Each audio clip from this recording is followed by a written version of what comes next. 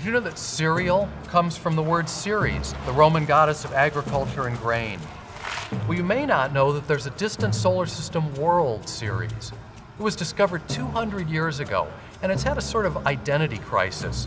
Used to be known as a planet, and then an asteroid, and now a dwarf planet.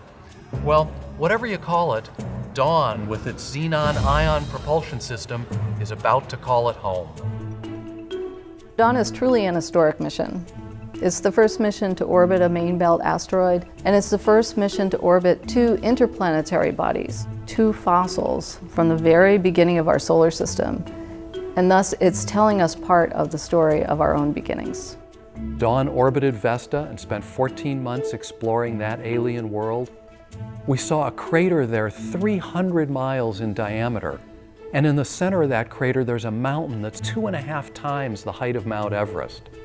It's very young, it formed very hot, but we also found that there was water on Vesta, and that water had to come from somewhere else. And now we're on the verge of exploring an even larger alien world, Ceres.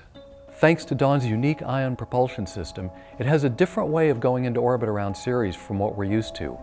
It will slowly creep up on Ceres and gently use its ion propulsion system to gracefully slip into orbit.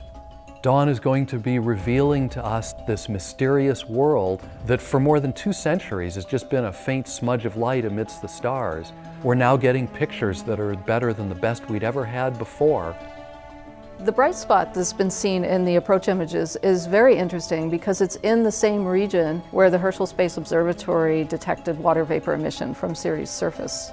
It's possible that objects like Ceres brought water to the Earth. It has a rocky core and an ice mantle, and in the past had an ocean like Europa and Enceladus.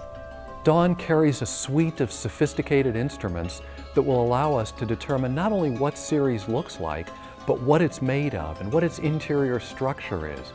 So we're going to learn about the geology and the chemistry, what minerals are on Ceres, all about the nature of this world, and it's like a time capsule from the dawn of the solar system. Dawn's legacy extends beyond a good breakfast. And who knows what surprises we're going to find at Ceres. I love the smell of xenon in the morning.